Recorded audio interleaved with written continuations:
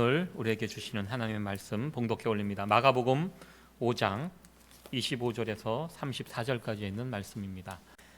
12해를 혈루증으로 앓는 한 여자가 있어 많은 의원에게 많은 괴로움을 받았고 있던 것도 다 허비하였으되 아무 혐의 없고 도리어 더 중하였던 차에 예수의 소문을 듣고 무리 가운데 섞여 뒤로 와서 그의 옷에 손을 대니 이는 내가 그의 옷에만 손을 대어도 구원을 얻으려고 함일러라. 이에 그의 혈루 근원이 곧 마름에 병이 나은 줄을 몸이 깨달으니라. 예수께서 그 능력이 자기에게서 나간 줄을 곧 스스로 아시고 무리 가운데서 돌이켜 말씀하시되 누가 내 옷에 손을 대었느냐 하시니 제자들이 여짜오되 무리가 에워싸 미는 것을 보시며 누가 내게 손을 대었느냐 물으시나이까 하되 예수께서 이 일 행한 여자를 보려고 둘러보시니 여자가 제게 이루어진 일을 알고 두려워하여 떨며 와서 그 앞에 엎드려 모든 사실을 여짜온대 예수께서 가라사대 딸아 내 믿음이 너를 구원하였으니 평안히 가라 내 병에서 놓여 건강할지어다. 아멘.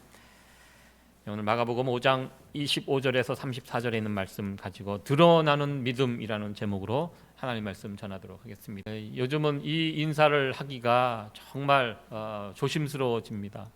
정말 많은 일들이 한 주간 있었고요. 우리 송섭 집사님 기도 가운데도 언급하셨는데 우리 살고 있는 세상이 정말 흉악해지고 점점 더 거칠어지고 이 코로나 바이러스 피하기도 바쁜데 이제 주변에 따가운 시선들, 동양인으로 이 미국 땅에서 살아가는 것이 좀 쉽지 않은 그런 시대에 살아가고 있습니다. 아시안 증오 범죄라는 더 힘든, 제가 입장을 바꿔놓고 한번 생각을 해봤습니다. 이런 취급을 당한다면 과연 이 미국에서 내가 살 수 있을까? 정말 몸과 마음이 그냥 무너져 내릴 것 같아요. 어딜 가서 누가 이상한 눈빛으로 이렇게 쳐다만 봐도 굉장히 기분이 안 좋은데요. 드러내놓고 노골적으로 차별하는 이런 모습을 보면서 우리가 살고 있는 이 미국이 왜 점점 이렇게 되어가는가 정말 안타까운 상황으로 바라보게 됩니다. 지난주 있었던 일 가운데 이게 통쾌한 사진은 아닌데요. 저러면 안 되죠. 그런데 중국 할머니를 다짜고짜 주먹으로 때렸던 백인 남성이 할머니가 몽둥이를 찾아서 때리는 바람에 또 저렇게 쓰러져 있는 백인 저 사람이 30몇 살 정도 됐다고 합니다. 그러니까 저런 짓을 하는 사람들이 정말 한심하다는 것입니다. 아무것도 아닌데요.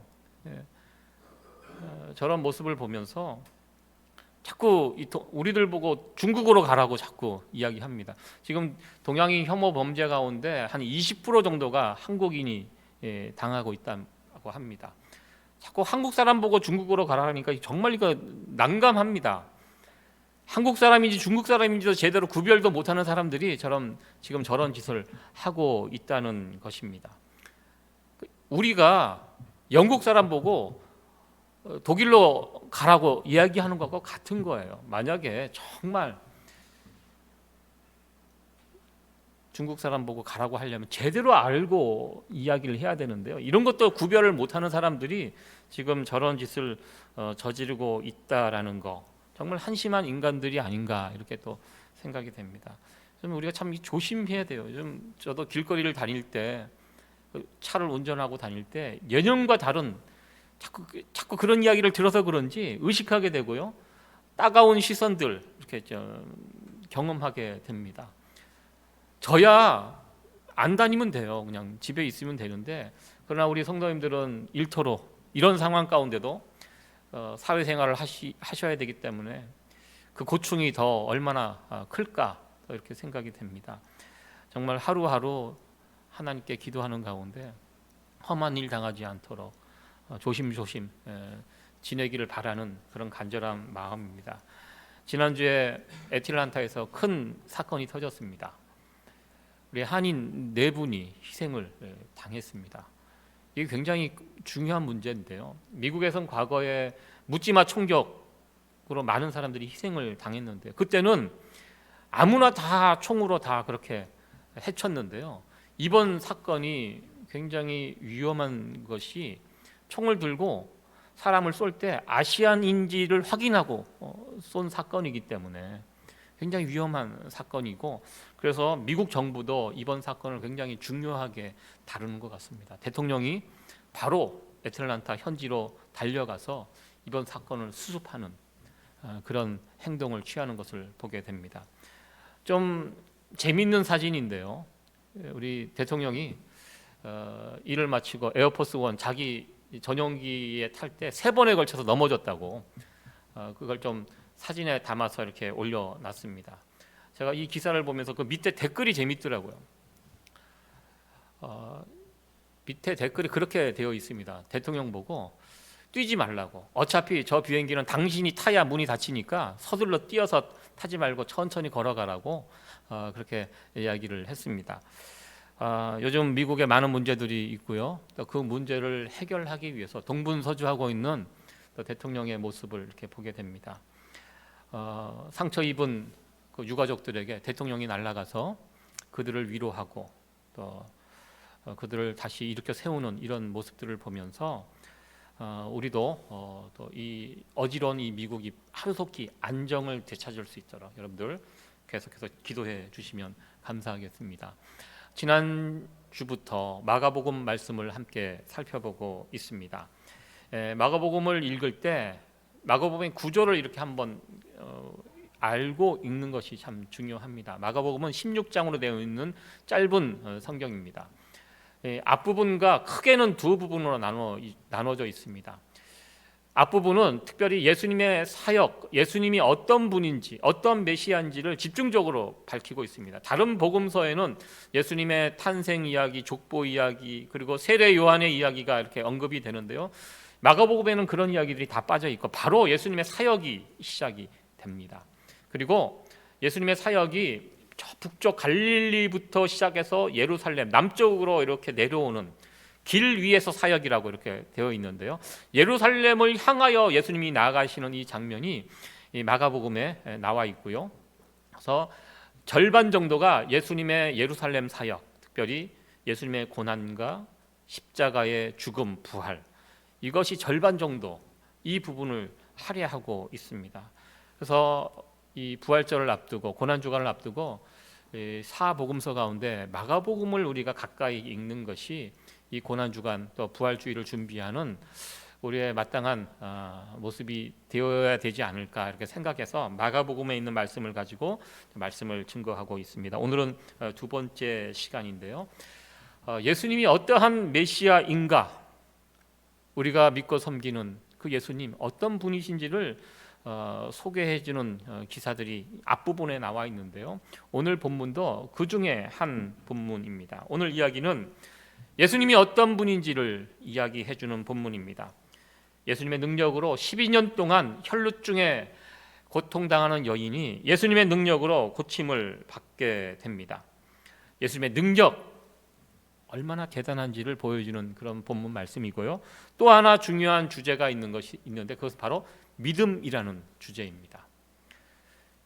마가복음 안에 믿음과 연관된 사건들이 있습니다. 병자를 고쳐주실 때 그냥 아무나 다 병자를 고쳐주시는 것이 아니라 그 가운데 믿음이라는 요소를 보시고 믿음에 관한 이야기를 하시면서 병자들을 고쳐주시는 예수님의 모습을 보게 됩니다. 특별히 이 마가복음에 나오는 믿음과 연관이 된 4가지 질병 이야기가 있습니다. 중풍병자 친구들, 혈루증 오늘 본문의 이야기고요, 그리고 회당장 야이로의 이야기, 그리고 여리고에 살았던 소경 바디메오의 이야기, 이 4가지 이야기들이 다 믿음과 연관이 된 이야기들입니다. 중풍병자 친구들 아마 여러분들 잘 아실 것입니다. 예수님이 어느 집에 계셨는데요, 예수님의 말씀을 듣기 위해요, 또 예수님의 치료받기 위하여 수많은 사람들이 그 집 안에 가득 차 있었습니다. 중풍병자를 친구로 둔 4명의 친구들이 이 중풍병자를 침상채 메고 예수님께 고침을 받으려고 가는데 집에 사람들이 너무 많이 있어서 들어갈 수가 없는 것입니다. 혼자 들어가도 쉽지 않은데 중풍병자 4사람이 4 침상을 잡고 들어가는데 이것이 아무리 봐도 이게 예수님께 접근하기가 불가능한 상황이었습니다. 이럴 때 이 중풍병자 친구들이 그 지붕을 뜯고 그 지붕을 통해서 밧줄로 달아 그 침상체 예수님에게 가까이 보내는 이런 모습을 보면서 예수님께서는 그 친구들을 바라보시면서 그들의 믿음을 보셨다라고 믿음에 관해서 말씀을 해 주셨습니다. 그리고 오늘 이 본문 이야기 혈루증 12년 동안 병을 앓았던 이 여인도 예수님을 찾아 나가는데 여러 가지 장애물들이 있었습니다. 그런 것들을 다 해치고 예수님께 나갔을 때 예수님께서 이 여인에게 해주신 말씀 따라 너의 믿음이 너를 구원하였다라고 예수님의 능력을 통해서 고쳐주실 때 믿음에 관한 이야기를 해주셨습니다. 회당장 야이로의 이야기도 믿음에 관한 이야기입니다. 이 혈루증 여인과 회당장 야이로의 이야기가 같이 묶여있는 이야기입니다. 회당장 야이로의 딸을 고쳐주시기로 가는 도중에 혈루증 여인을 이제 만나서 그 병을 고쳐주셨는데요. 가는 도중에 회당장 야이로의 딸이 이미 죽었다라는 소식을 접하게 됩니다. 죽었으면 끝이죠. 예수님 더 이상 가실 필요가 없는 상황이 되었습니다. 이때 예수님께서 두려워하지 말고 믿기만 하라라고 야이로에게 이야기를 했고요. 야이로가 그 말씀에 의지하여 예수님을 붙잡고 집에 가서 죽었던 딸을 다시 살려내는 그런 기적의 역사를 체험하게 됩니다. 바디메오 이 사건, 여리고에 사는 소경 바디메오가 예수님께서 여리고에 방문한다는 소식을 들었을 때 앞이 보이지 않고 또 그때 길거리에 수많은 사람들이 있었는데 어떻게든 예수님을 만나야 되는데 어떻게 해야 될까? 소리를 지릅니다.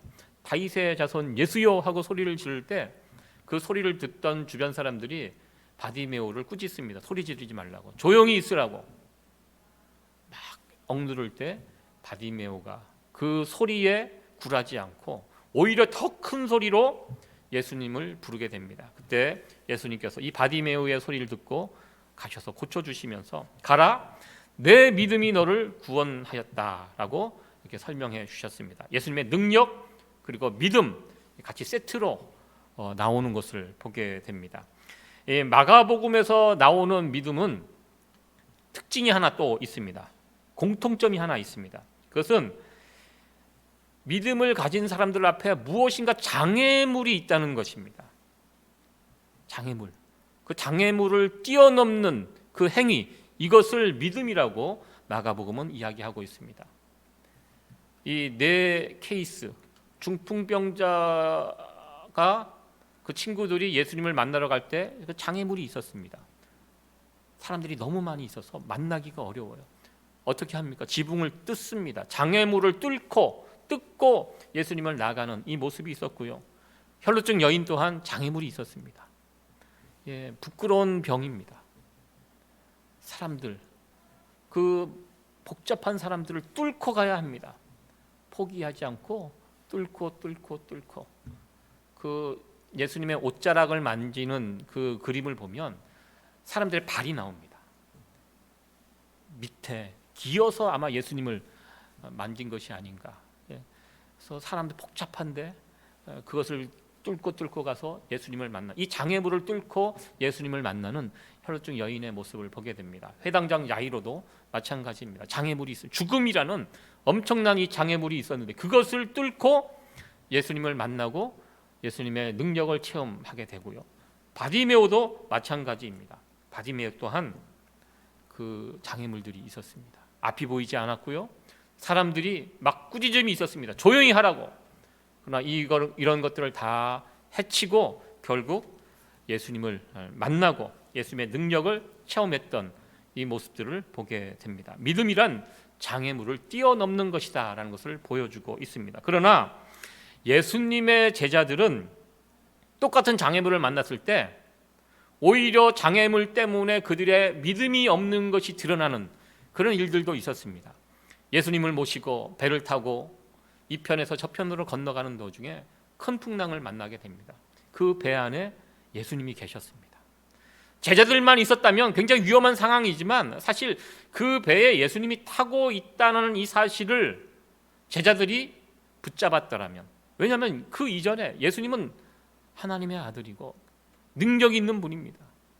예수님과 함께 있다는 이 사실을 놓치지 않았더라면 그토록 제자들이 두려워하지 않았을 텐데요.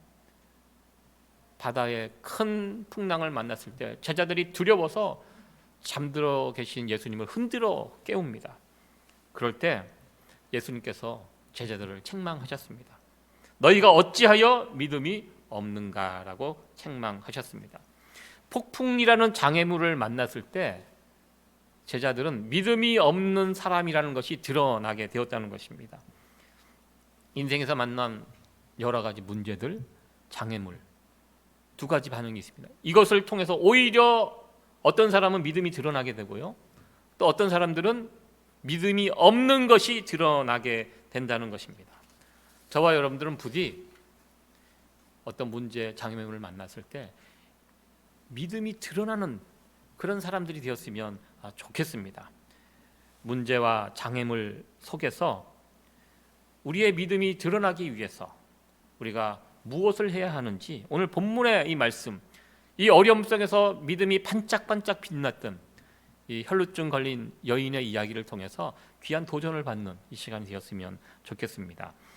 오늘 본문은 12년 동안 혈루증을 앓았던 여인에 관한 이야기입니다.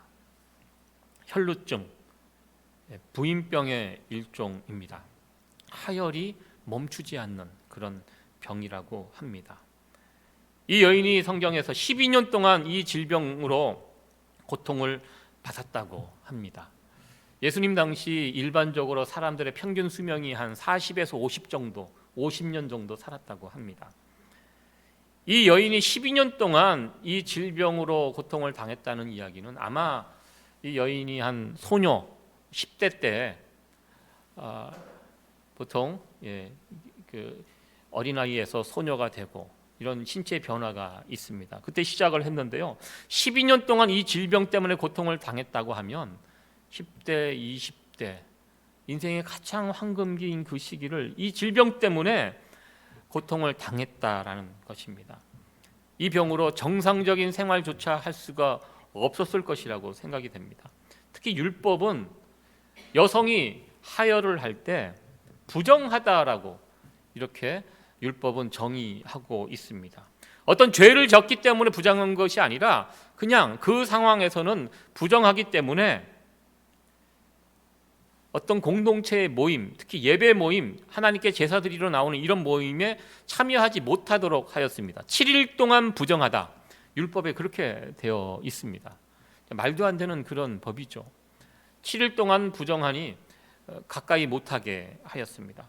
더 나아가 이 여인만 부정한 것이 아니라 이 여인이 손댄 것도 다 부정하게, 이 여인이 앉아있는 그 자리에 누가 앉으면 그 사람도 부정한 것으로 여겼습니다. 이 여인이 손댄 사람들은 사람이면 하루 동안 부정해서 예배에 참석하지 못하도록 그렇게 율법으로 이렇게 명해 놓았습니다. 마치 나병 환자, 문둥병자들이 문둥병에 걸렸을 때 그 공동체에 머물지 못하고 격리되어서 생활하는 것처럼 이런 하혈을 멈추지 않는 이 여인, 이 혈루증이라는 이 질병, 마치 그와 같은 질병으로 취급하여서 이 공동체에 같이 참여하지 못하도록 그렇게 하였습니다. 질병으로 아마 여러분 자신이나 주변에서 질병 때문에 고통당하시는 분들 아마 지켜보신 경험이 있으실 것입니다. 이 몸이 아프면요, 사람이 참 단순합니다. 몸이 한번 아프기 시작하면 만사가 귀찮아지고요, 마음도 덩달아 약해지는 것을 경험하게 됩니다. 여러분도 감기만 한번 심하게 걸려도 그냥 몸과 마음까지 이렇게 주저앉게 됩니다. 저도 1년 전에 그런 경험을 했는데요, 몸이 아프니까요 정말 마음이 정말 힘듭니다. 몸 아픈 것도 힘들지만 마음이 막 힘들어서 하루에 5만 가지 생각들이 막 저를 짓누르고, 그래서 잠을 잘 수가 없었습니다. 최근에 친하게 지내는 목사님이 이 코로나 바이러스에 걸려갖고 힘들어 하신다는 연락을 받고 제가 자주 연락을 드렸습니다. 그래서 제가 예전에 했던 그 경험을 토대로 도움을 주려고 전화를 통해서 잘 견디라고 계속 이렇게 이야기를 하는데, 이 목사님이 평소에 목소리가 굉장히 크신 분이에요. 남자답고 항상 이야기하면 쩌렁쩌렁 얘기했던 분인데, 이 코로나 바이러스에 이게 걸려갖고 고통을 당하니까 전화를 하면 목소리가 잘 안 들려요. 목소리가 다 죽어가는 목소리가 돼갖고 자기 너무너무 아프고 힘들다고 막 그러는 거예요. 모기만한 소리로 막 얘기를 해갖고 잘 안 들려서 전화 통화를 하는데 그 가족분들이 전해주더라고요. 친하게 지내거든요. 사모님도 그렇고 우리 그 자녀들도 아빠가 아픈 것 같은데 자기들이 생각하기에는 저 정도는 아닌 것 같대. 그냥 다 죽어가는 것처럼 누워갖고 그냥 자기 아프다고 자꾸 식구들 괴롭히고 막 그렇고 있다는 거예요. 그래서 그러면서 정 목사님은 그래 아파도 착하게 아프셨는데 자기 집 그 목사님은 너무 못되게 아프게 막 사람들 힘들게 한다고 막 그렇게 이야기를 하더라고요. 저도 이렇게 통화를 해보니까 평소에 목사님의 모습이 아니에요. 아프니까 마음까지 다 이렇게 내려앉아 갖고 약해진 모습을 제가 처음 이렇게 볼 수 있었습니다. 사람은 몸이 무너지면요 마음도 덩달아 무너지게 되어 있습니다. 이 12년 동안 혈루증으로 고생한 이 여인, 몸도 당연히 망가졌겠죠. 그 생명과 같은 피를 계속 흘리는데요 몸이 얼마나 약해졌겠습니까? 또한 마음도 얼마나 무너져 있었을까요? 특별히 이 질병, 본인은 그런 생각을 했을 것입니다. 왜 내게 이런 질병이 왔을까? 내게 어떤 죄가 있는가? 이거는 공동체 예배에 참여 못하는 그런 질병입니다. 그러니까 나중에 무슨 생각까지 하냐면 하나님으로부터 나는 버림받은 인생이다. 여기까지 가면 정말 살맛이 나지 않았을 것입니다. 돈은 돈대로, 의사는 의사 만나서 해보지만 점점 병이 더 중해가는, 왜 내게 이런 고통이 왔을까? 이런 질병이 왔을까? 그러면서 세상을 원망하고 또 하나님에 대해서 실망하고 상처 입고, 그러니까 몸과 마음이 완전히 만신창이가 되지 않았을까 이렇게 생각이 됩니다. 그럴 때 27절에 이제 놀라운 그 말씀이 나옵니다. 우리 27절에 있는 말씀 같이 한번 읽어보도록 하겠습니다. 시작. 예수의 소문을 듣고 무리 가운데 섞여 뒤로 와서 그의 옷에 손을 대니. 여기 중요한 세 가지 동사가 나옵니다. 듣고, 예수의 소문을 듣고, 들었다, 그리고 예수님께 왔다, 그리고 예수님 몸에 손을 댔다. 이 세 가지 동사가 다 믿음과 관련된 동사들이라는 것입니다. 믿음의 행위들이라는 것입니다. 이 여인은 먼저 예수님에 대해서 들었습니다. 어떤 분인지, 어떤 일을 하셨는지, 어떤 병자들을 고쳐주셨는지, 예수님 어떤 말씀을 하셨는지 이 여인은 들었습니다. 예수님에 대해서 들었다는 것입니다. 믿음은요, 내가 믿어야지 해갖고 믿음이 생기는 것이 아닙니다. 믿음은 항상 하나님의 말씀을 들을 때 믿음이 생긴다는 것입니다. 예수님에 대한 소문을 듣고 그 다음에 이 여인은 행동합니다. 예수님께 나아가는 것입니다. 그 예수님을 찾기 위해서 움직였습니다. 예수님께 나가려고 보니까 사람들이 너무 많이 와 있어요. 수많은 무리들이 예수님 주변에 있었습니다. 12년 동안 병에 시달림을 받았기 때문에 이 여인은 얼마나 약했겠어요. 아마 살도 그냥 없이 아주 뼈만 앙상하게 남은 여인이 아니었을까 이렇게 생각이 됩니다. 도저히 예수님께 나갈 수 있는 방법이 없는 거예요. 어떻게 합니까? 기어서 갑니다. 사람들 발밑으로 해서 헤치고 나가고, 그리고 예수님 앞에 서게 됩니다. 그리고 이 여인이 택한 방법은, 내가 지금 이 상황에서 소리를 지르고 예수님과 만나서 고쳐달라고 이야기하기에는 자기 상황이 너무 이게 아닌 거예요. 내가 들어보니까, 예수님에 대한 소문을 쭉 들어보니까, 예수님에 관한 이야기를 들어보니까 저분은 능력 있는 분, 저분의 옷자락을 이렇게 내가 잡으면 그걸 통해서라도 나는 나을 수 있다. 왜? 예수님은 충분히 그렇게 하실 수 있는 분이다 라는 생각을 이 여인이 품었던 것 같습니다. 그리고요, 혈루증 걸린 사람은 함부로 사람들 잡으면 안 됩니다. 왜냐하면 그 사람도 부정한 사람이 되기 때문에 감히 내가 예수님께서 몰래 하려고, 아무도 모르게 예수님의 옷자락을 이렇게 잡으려고 이렇게 생각을 했던 것 같습니다. 듣고 찾아 나오고 그리고 손으로 만지는 이 행위, 바로 이 세 가지 행동이 이 여인이 가지고 있었던 믿음이었고 믿음의 행동이었습니다. 여러분들, 믿음은요 절대 생각이 아닙니다. 내가 믿음을 가졌다, 내가 예수님 믿는다 생각처럼 생각하는데 아닙니다. 믿음은 행동입니다. 이 여인은 이 세 가지 행동이 있었습니다. 듣고 찾아 나오고 손으로 만지는 이 행위를 통해서 이 여인의 믿음이 나타나게 되었습니다. 그러자 어떻게 되었습니까? 정말로 이 여인의 생각대로 예수님의 옷에 손을 대는 순간 그 여인의 병이 즉시 나았습니다. 이 여인은 내 몸이 나아졌다는 것을 알게 되었습니다. 이전과 달라진 자신의 몸을 느끼게 되었습니다. 예수님께 몰래 나와서 예수님 옷자락으로 손을 잠시 잡으려고 했던 이 여인의 계획은 일견 성공한 행동처럼 보였습니다. 사실 이 이야기는 여기서 끝이 나도 괜찮습니다. 그런데요, 예수님은 이 이야기를 여기서 끝내고 싶어 하지 않으셨습니다. 나중에 보면요, 예수님이 이거 다 알고 계셨습니다. 그냥 그렇게 눈치껏 넘어가도 되는데요, 예수님은 여기서 돌아서십니다. 지금 야이로의 집을 향하여 열심히 가고 있는데요, 가던 길을 멈추고 그 지체되는 것 때문에 야이로의 딸이 죽는 일도 발생합니다. 예수님께서는 가던 길을 멈추고 돌아서서 이 여인에게 반응을 보여주셨습니다. 그러면서 반응을 보여주시면서 이 여인을, 숨겨져 있는 이 여인을 주변에 있는 사람들에게 일으켜 세우고 드러나도록, 오늘 드러나는 믿음이 말씀의 제목입니다. 드러나도록 우리 예수님께서 행동하셨습니다. 34절에 있는 예수님께서 주신 말씀인데요, 이 여인에게 주신 말씀 같이 한번 읽어보도록 하겠습니다. 시작. 예수께서 가라사대 딸아, 내 믿음이 너를 구원하였으니 평안히 가라. 내 병에서 놓여 건강할지어다. 아멘. 놀라운 말씀입니다. 딸아, 아주머니, 여인이여 이렇게 부르지 않고요, 딸아라고 이렇게 부릅니다. 누구 딸입니까? 여기서 딸이라고 하면 여러분 누구 딸이라고 생각하십니까? 하나님의 딸입니다.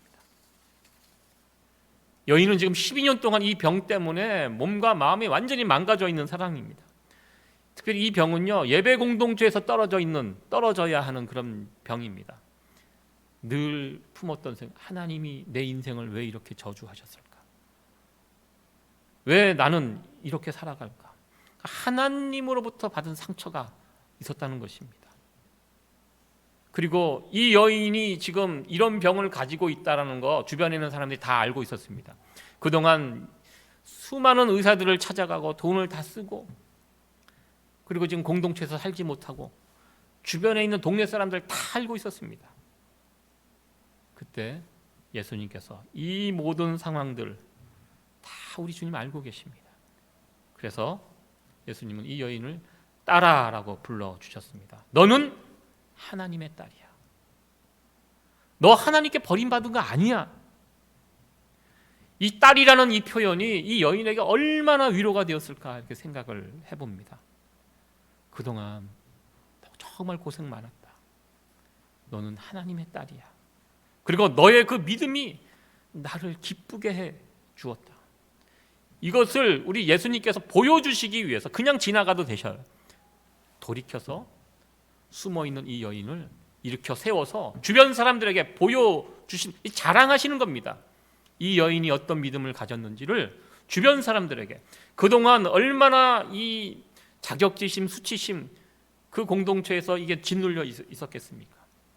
이 여인을, 찌그러져 있는 이 여인을 일으켜 세우고 높이 세워서 이 여인이 어떤 여인인지, 이 여인이 가진 믿음이 얼마나 귀한 믿음인지를 사람들에게 확인시켜 주시고 인정해 주시는 그 예수님의 귀한 모습을 우리는 본문을 통해서 보게 됩니다. 이번 애틀란타에서 일어난 이 끔찍한 사건, 희생자 명단이 이제 발표가 되었습니다. 이 사건 굉장히 중요한 사건입니다. 대통령이 직접 애틀란타로 달려가서 이 유가족들을 위로할 때 어떻게 했냐면 이 희생자의 이름을 한 명씩 불러 주었습니다. 이름을 부를 때 미국의 대통령이 희생자의 이름을 한 사람 한 사람 불러줄 때 그 유가족들이 그래도 많이 위로가 되었을 것이라고 생각이 됩니다. 9/11 그 사건이 지나간 지 20년이 되었는데요. 그 행사 중에 하나가 그런 것이 있었습니다. 그 희생자 수천 명입니다. 수천 명의 이름을 다 불러 굉장히 오랜 시간 동안, 그게 몇 시간 걸렸는지 모르겠습니다. 그 이름을 부르는 그런 세레모니가 있었습니다. 그 이름을, 유가족들이 이름을 들을 때 위로가 됩니다. 예수님, 이 여인의 마음을 정확하게 알고 계셨습니다. 되어지는 상황을 다 알고 계셨습니다. 예수님은 다 보셨어요. 이 믿음의 행위, 이 여인이 했던 이 모습, 우리 주님 다 알고 계시고 다 보고 계셨고, 이 여인은 몰래 했습니다. 아무도 모를 거야 했는데요, 예수님은요, 믿음의 행위는요, 아무리 작아도 우리 예수님은 그것을 발견해낼 수 있는 분이라는 사실입니다. 그리고 예수님은요, 믿음 있는 사람을 참 좋아합니다. 그래서 이 여인의 그 동상이 그 가이사라 빌립보 지역에 동상이 세워지고, 그 동네 사람들이 이 여인의 행위를 기렸다는, 그때 당시 요세푸스라는 역사 신학자가 그의 책에서 썼습니다. 그냥 숨겨져서 없어질 만한 일이었는데요, 예수님께서 이 여인을 일으켜 세우시고 이 여인의 믿음을 사람들에게 보여주셨던 이 사건을 훗날 그 동네 사람들이 이 여인을 기리면서 동상을 만들어서, 이 여인의 이름이 성경에 나와 있지 않은데요, 역사학자의 기록으로는 베로니카라는 이름을 가진 여인이었다고 합니다. 우리 예수님은요, 이 여인의 믿음을 보시고 크게 기뻐하셨습니다. 예수님은 언제나 믿음 있는 사람들을 좋아하십니다. 우리가 잘 알고 있는 말씀입니다. 히브리서 11장 6절에 있는 말씀, 우리 같이 한번 읽어보도록 하겠습니다. 시작. 믿음이 없이는 기쁘시게 못하나니 하나님께 나아가는 자는 반드시 그가 계신 것과 또한 그가 자기를 찾는 자들에게 상 주시는 이심을 믿어야 할지니라. 아멘. 우리가 예수님을 향한 믿음을 가지고 있다면 그 믿음이 아무리 작아도 예수님은 그 믿음을 반드시 알고 계시다라는 것입니다. 다른 사람들은 몰라줘도요, 우리 예수님은 알아주신다는 것입니다. 여인이 보여주었던 이 믿음, 이 믿음의 모습들 우리도 갖기를 소원합니다. 믿음은 생각이 아니라 행동이라고 제가 말씀을 드렸습니다. 어떻게 우리의 믿음이 자라는가? 하나님의 말씀을 듣고 예수님을 찾고, 그리고 예수님을 붙잡는 것, 잡는 것, 터치하는 것, 이것은 개인적인 체험입니다. 내가 아무리 설명하고 누군가 들어갔고 믿음이 생기는 것이 아니라 내가 체험해야 합니다. 만져야 됩니다. 이 촉감, 내가 만지는 거, 듣는 거하고 다릅니다. 내가 개인적으로 예수님을 만났던 이 경험이 있을 때 그 행동은 그러한 것들을 통하여 우리의 믿음은 자라게 됩니다. 이제 2주 후가 부활절입니다. 여러분들 부활, 예수님의 부활에 대해서 어떻게 생각하십니까? 믿으십니까? 부활 사건? 우리가 교회 다니니까 당연히 부활을 믿어야 되는데 세상 사람들은 부활 믿지 않습니다. 허무맹랑한 이야기라고 합니다. 우리가 어떻게 부활을 믿을 수 있습니까? 여러분들 어떻게 생각하십니까? 부활은요, 내가 믿어야지, 교회 목사님이 부활이 사실이라고 하니까 믿어야지, 이렇게 한다고 여러분들 믿어지는 거 아닙니다. 우리가 예수님에 대한 믿음, 부활에 대한 믿음, 하나님의 말씀 들어야 합니다. 그냥 이 믿음이 생기는 것이 아니라는 것입니다. 자꾸 이 말씀을 들어야지 내 가운데 있는 예수님에 대한 믿음, 부활에 대한 믿음이 자꾸 확신이 더 세지고 더 커지게 된다는 것입니다. 이번 부활절을 준비하면서 우리가 이제 마가복음의 말씀을 함께 묵상하며 나가고 있습니다. 2주 남았는데요, 한 주에 한 번씩 이 마가복음의 말씀을 정독하시면서 자꾸 하나님의 말씀을 들을 수 있는 그런 시간이 됐으면 좋겠고요. 그리고 이 기간 동안 자꾸 예수님을 만나려고 하는, 우리가 예수님 만나려고 하면 자꾸 우리 가운데 장애물들이 나타나요. 방해하는 요소들이, 영적 생활을 방해하는 것들이 있습니다. 그럴 때 그냥 주저앉지 마시고요, 그 뚫고 어떻게든 한번 예수님 이번 기회에 더 깊이 만나겠다, 이런 마음을 가지고 뚫고 나오시기 바랍니다. 그러면서 우리의 믿음이 자라게 된다는 것입니다. 그리고 예수님을 개인적으로 만날 수 있는, 이 여인이 손을 댄 것처럼 그 예수님, 능력의 예수님을 터치할 수 있는 그런 시간들이 되었으면 좋겠습니다. 남아있는 2주 동안 이러한 믿음의 행동을 가지고 예수님을 찾아 나가는, 그래서 우리의 믿음이 아무리 작아도요, 믿음의 행동으로 나가면 예수님 눈에 띌 수밖에 없습니다. 우리의 믿음이 예수님 눈에 띄게 되고, 그리고 그 일들을 통해서 우리를 위하여 십자가를 지시고 죽기까지 하신 예수님을 기쁘시게 해드릴 수 있는 우리 모두가 되어지기를 간절히 축원합니다.